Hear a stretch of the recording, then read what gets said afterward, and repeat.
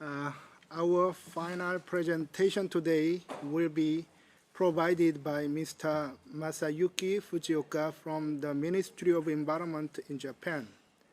And he will make a presentation on permitting system for CO2 sequestration in sub-seabed geological formations and related trend on CCS in Japan. Mr. Fujioka. Thank you for your introduction. Hello, everyone. My name is Masayuki Fujioka from the Ministry of the Environment, Japan.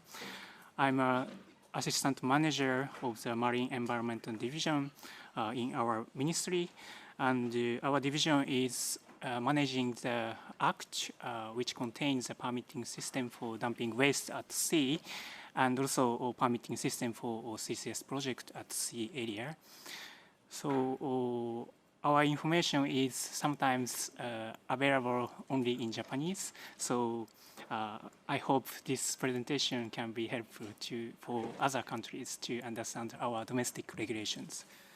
So let's start. So the first slide is about London Protocol, but this was already explained by the Juhyun, the Secretariat, so I'll skip this slide. So this is a basic concept of the permitting system for dumping waste at sea in Japan. So we have already developed the permitting system for dumping waste based on the London Protocol. So in principle, almost all of the types of waste are prohibited for dumping at sea, but we have some exceptional types of waste which can be permitted for disposal at sea. And in recent years, almost only dredged materials were permitted for disposal at sea in the current permitting system.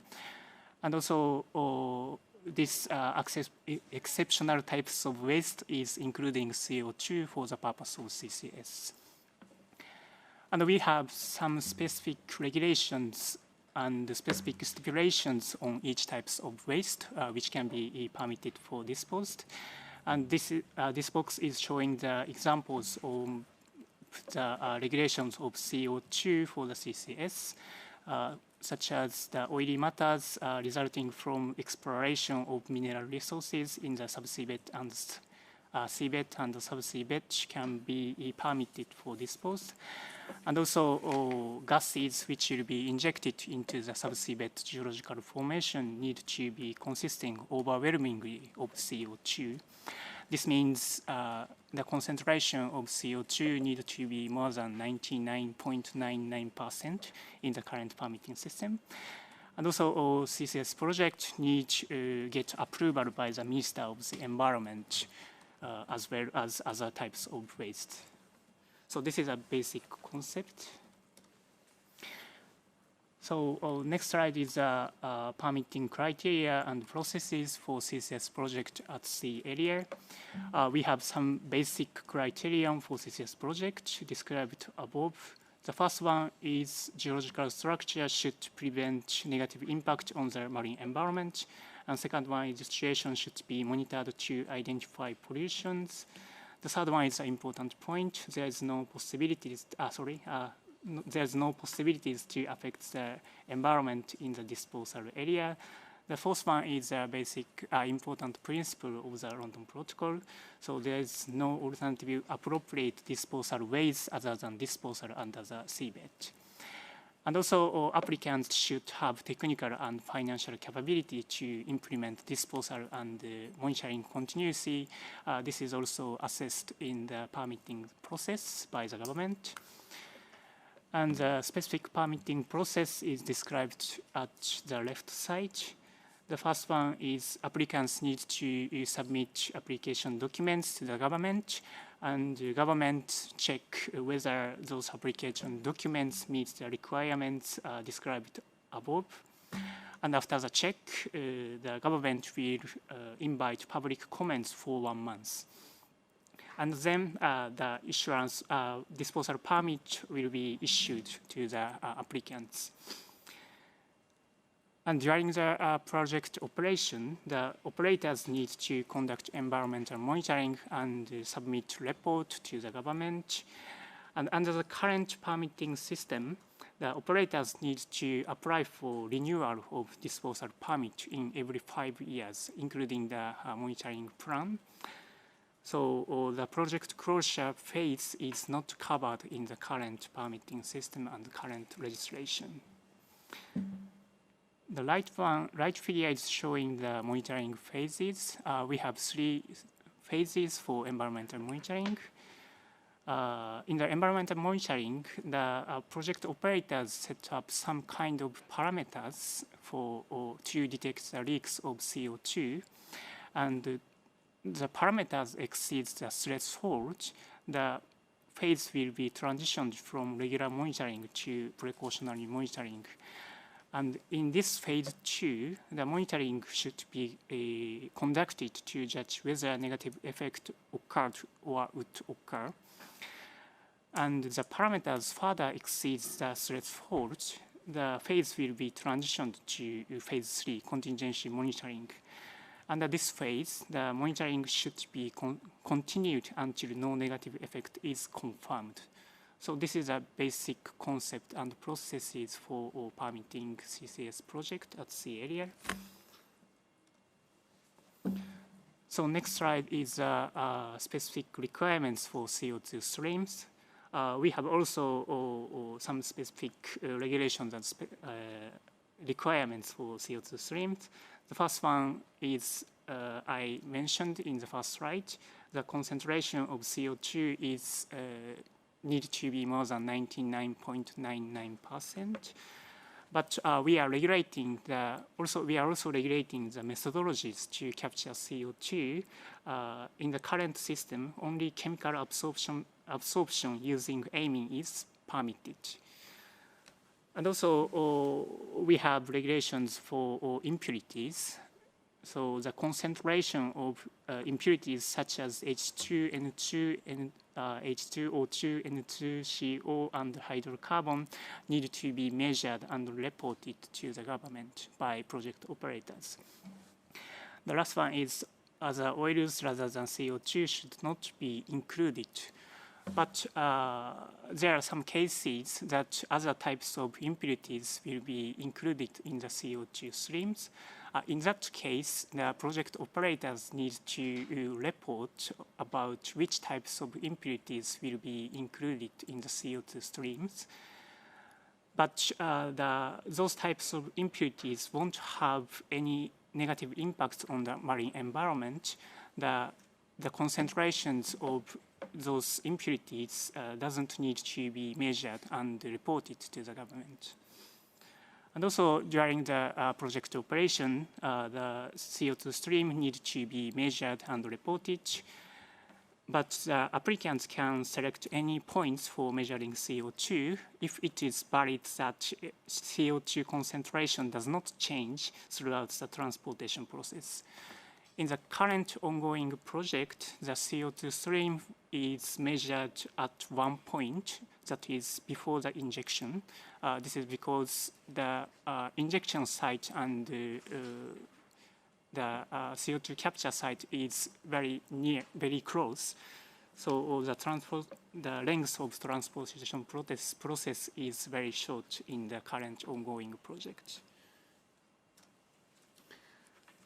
So the next slide is a CCS demonstration project, which has been started from 2016. This is also introduced by the IEA in the morning session. So I'm sorry for very little letters. Please see the right figure.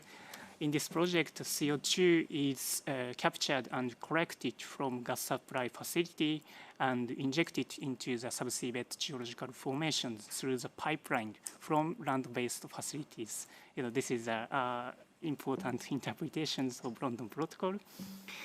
And we have 2 types of geological formations. The first one is Monbets formation, which is consisting of mudstones, and the another one is a Takinoue formation, which is consisting of sandstones. And we found out that it was difficult to inject CO2 in the Takinoue formation because we have observed the increase of the pressure when the CO2 was injected in this formation. So the most of CO2 was injected and stored in the Monbetsu formation, the upper one. And the total amount of CO2 which has been injected in this project is now 300,000 tons. And this project has started in 2016, and the permitting period was renewed in 2021. So at the current plan, this project will be continued until 2026.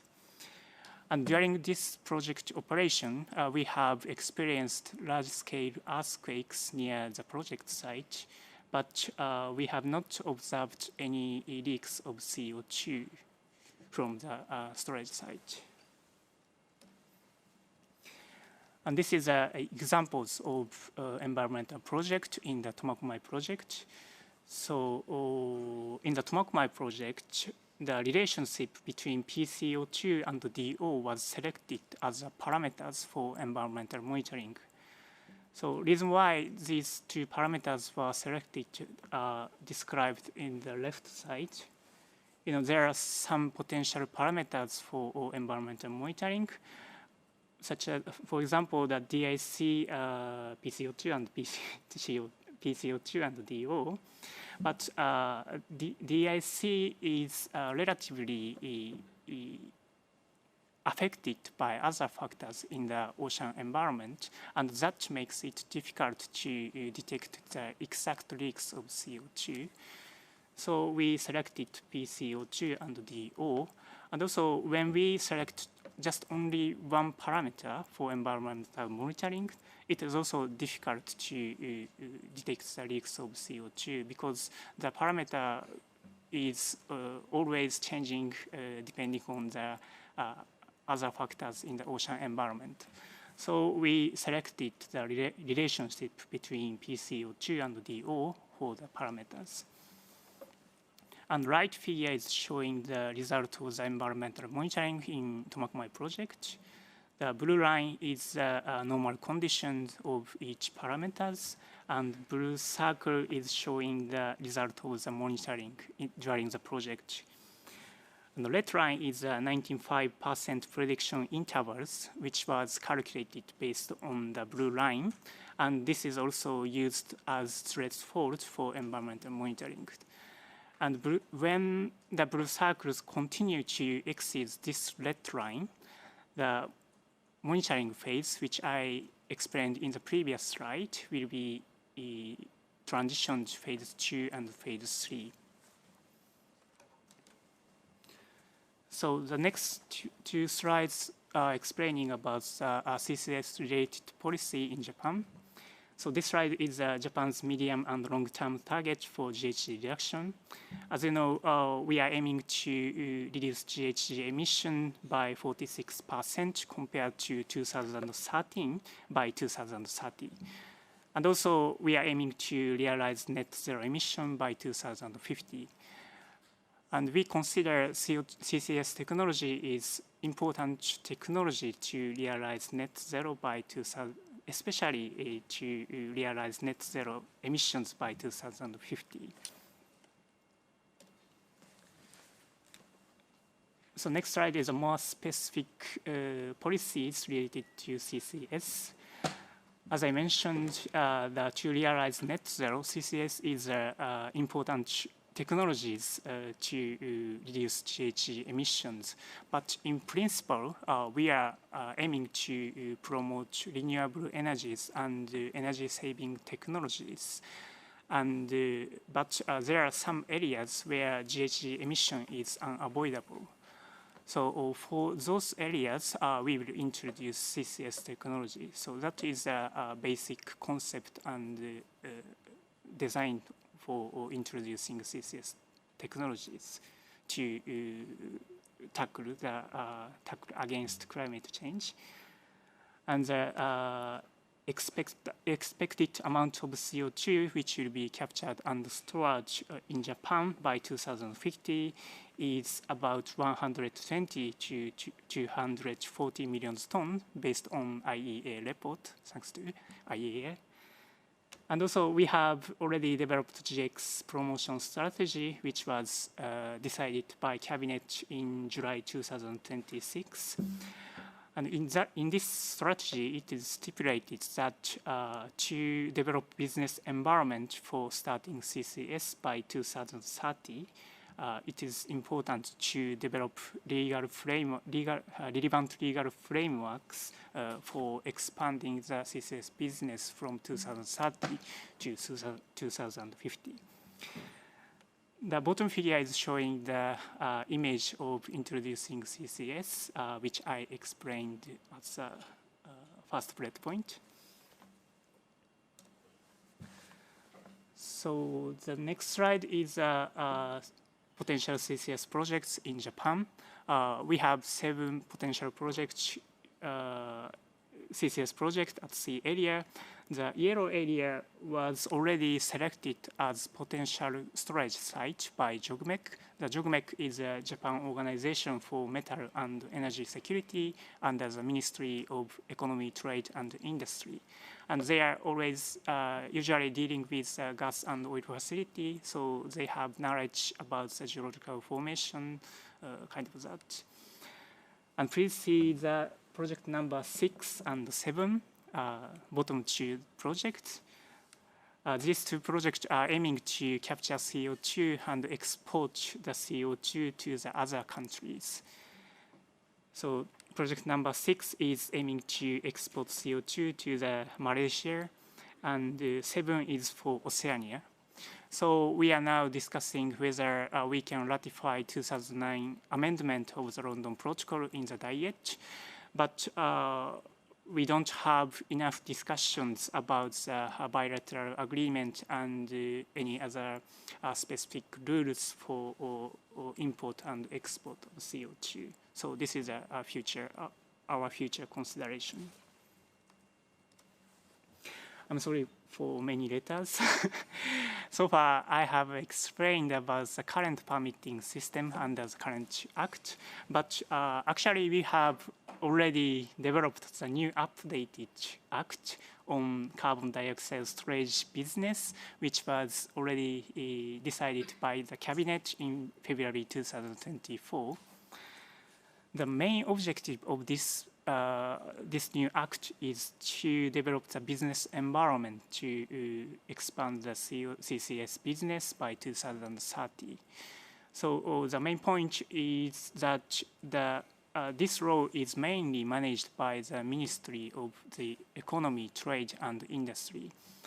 The current permitting system is mainly managed by the Ministry of the Environment, but that was changed. But the protecting marine environment is still important point of view. So the Minister of the Environment will jointly manage necessary measures with the Minister of the Economy, Trade and Industry from the point of view of the marine environment conservation.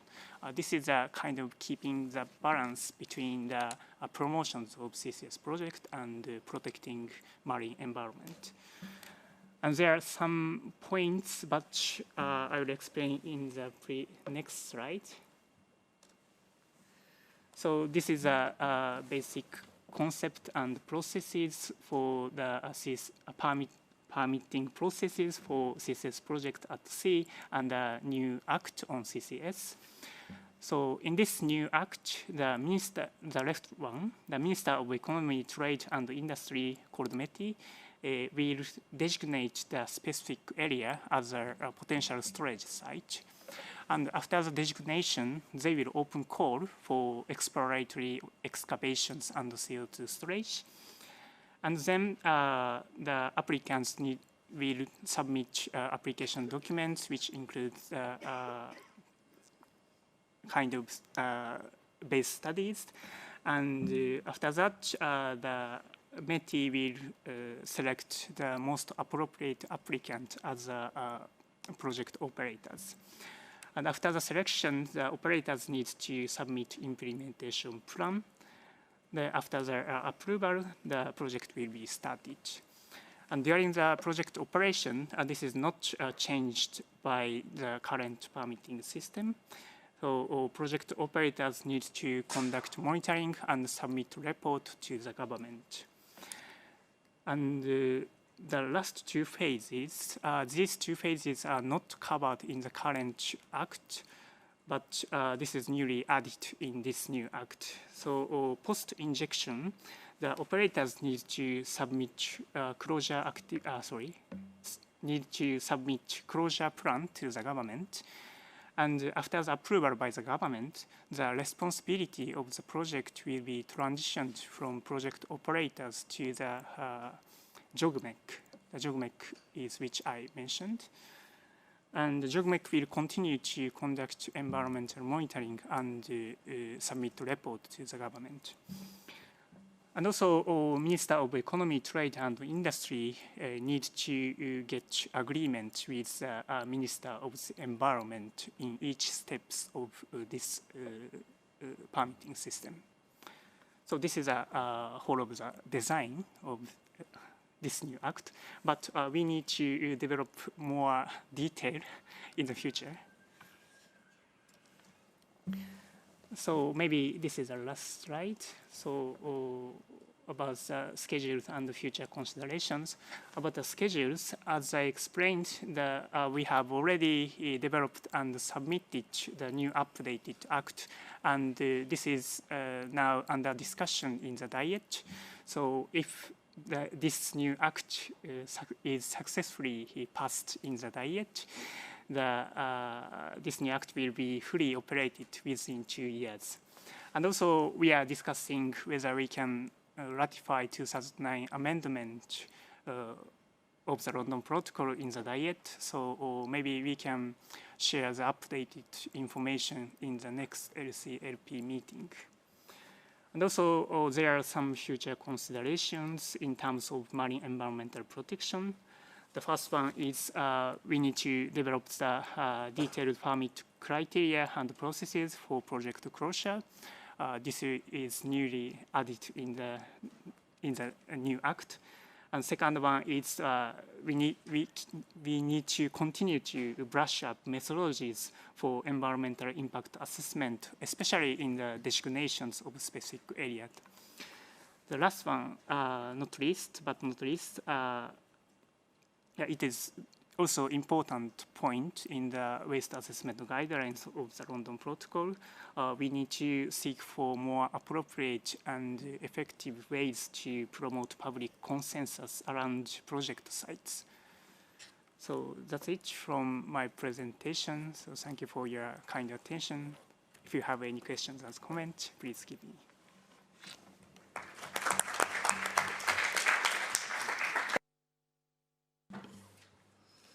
Thank you, Masayuki, for your presentation on Japan's permitting criteria and process for CCS. I now open the floor for questions.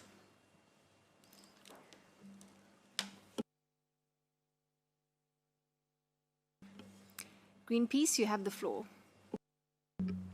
Thank you, Chair.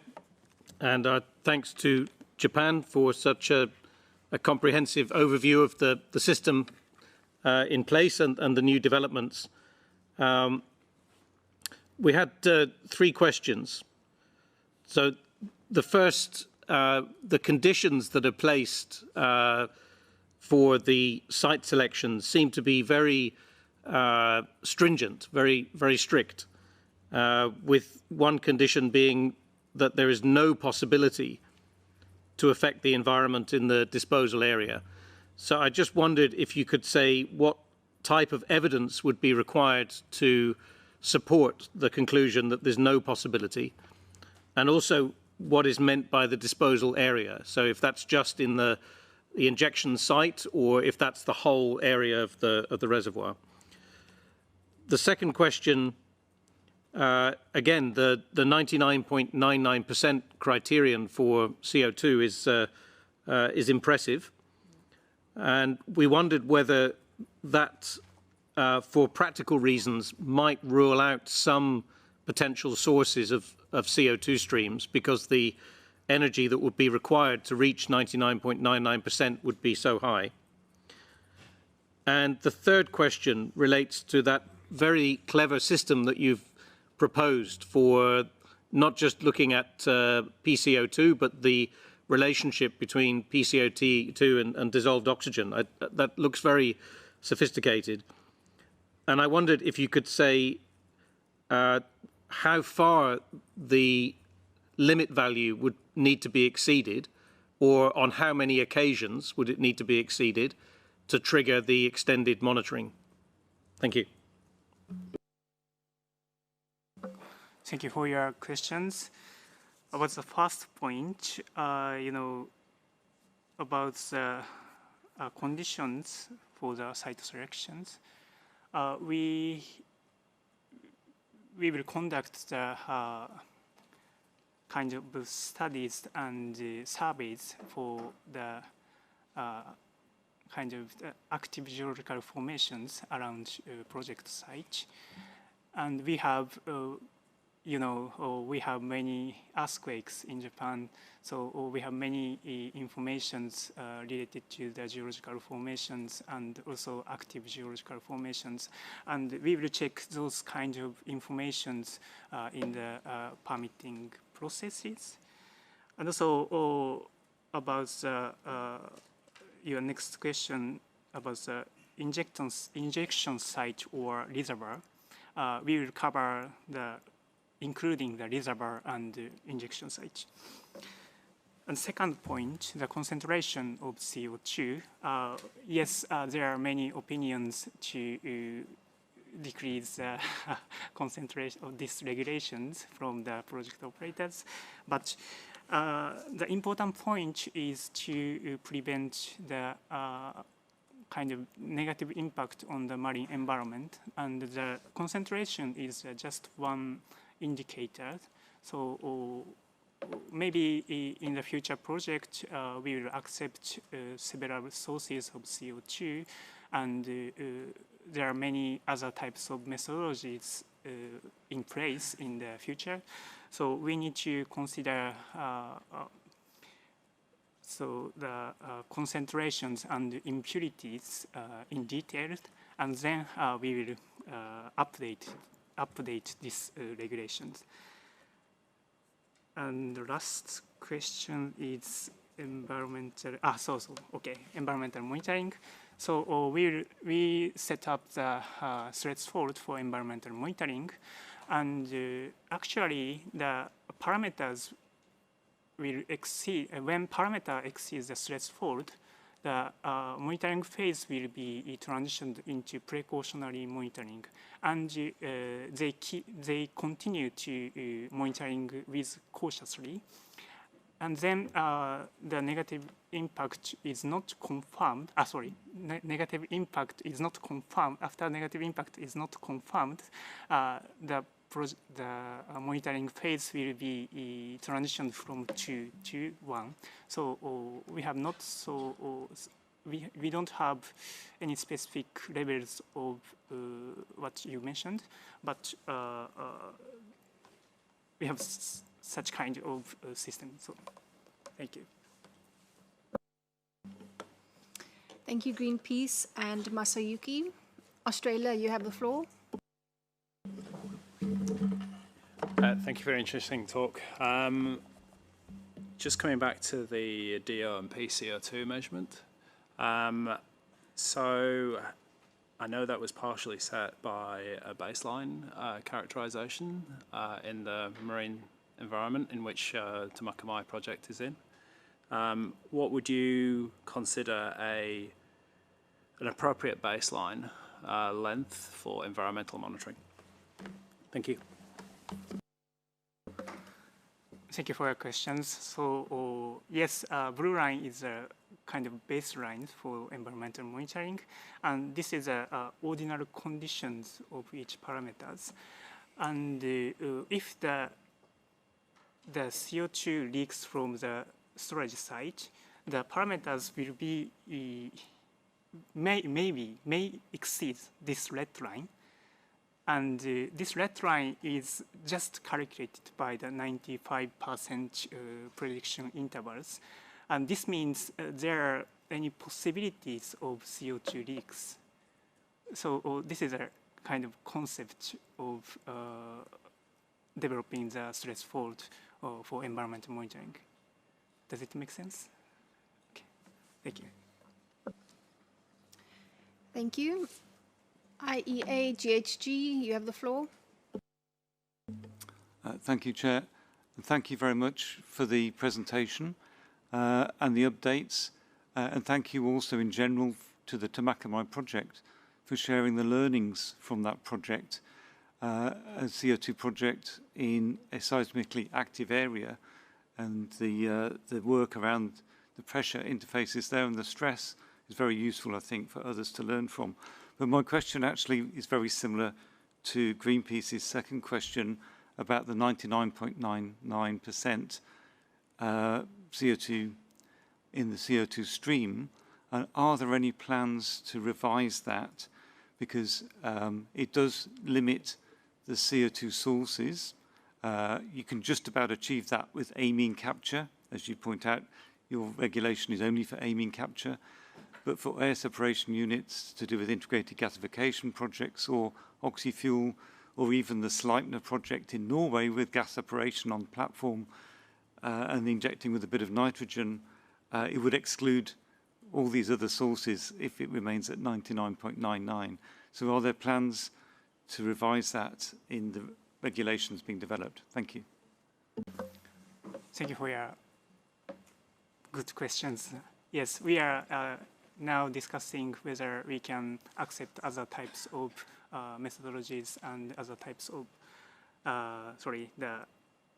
is there any possibilities to change the concentrations of regulations? But we are now collecting the information and experiences for all those points. So maybe in the future, this regulation will be updated, I hope. Thank you. Thank you. ACOPS, you have the floor. Thank you, Chair, and thank you for a very informative presentation. I just have a question on the reference you made to the fact that one of the many measures or regulations that you've put in place relates to unavoidable carbon dioxide streams. And so I was wondering how this is in practice put in place. So I understand from the presentation that for the moment you're primarily considering sources that are sources of carbon dioxide streams that would be from Japan. So I suppose that it's easier to trace. But so what are the mechanisms that you put in place, and are there specific sources that you have already identified that you would consider to not be acceptable, and etc.? Thank you. Thank you for your question. Yes, it is a very difficult point. And we don't have any standards and regulations for judging whether the CO2 emission is avoidable or not. But we will check such kind of sectors and processes where the GHG is emitted. In the gas supply facilities, there are many processes, and for some part, we can reduce GHG emissions by switching from fossil fuel to the renewable energies, and also sometimes it is possible to introduce other energy-saving techniques. But and we will check those types of possibilities of introducing other types of measures to reduce GHG emission. That is the current our kind of assessment for this point. Okay, thank you. Thank you, Masayuki.